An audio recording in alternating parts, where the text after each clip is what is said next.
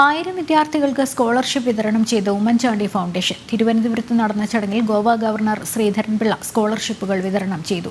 ജനങ്ങളുടെ പരമാധികാരത്തെ നെഞ്ചിലേറ്റിയ വ്യക്തിയാണ് ഉമ്മൻചാണ്ടി എന്ന് അദ്ദേഹം പറഞ്ഞു. ചാണ്ടി ഉമ്മൻ MLA, രമേശ് ചെന്നിത്തല, CPI നേതാവ് പന്ന്യൻ രവീന്ദ്രൻ, മറിയാമ്മ ഉമ്മൻ തുടങ്ങിയവർ പങ്കെടുത്തു. വിവിധ സ്കൂളുകളിൽ നിന്നായി തിരഞ്ഞെടുത്ത വിദ്യാർത്ഥികൾക്കാണ് സ്കോളർഷിപ്പ് വിതരണം ചെയ്തത്.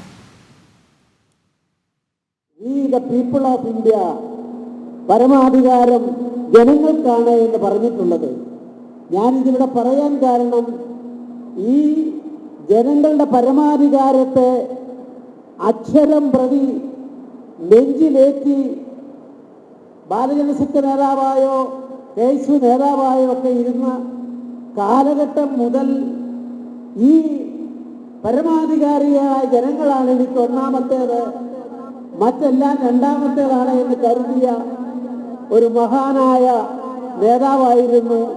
കേരളത്തിലെ ജനസഞ്ചയത്തിന് നായകനായിരുന്നു ശ്രീ ഉമ്മൻചാണ്ടി എന്ന് നിങ്ങളോട് സൂചിപ്പിക്കാൻ വേണ്ടിയാണ് ഞാൻ ഈ ഭരണഘടനയിലെ ഈ വകുപ്പുകളെല്ലാം ഇവിടെ പറയാനിടയായത്.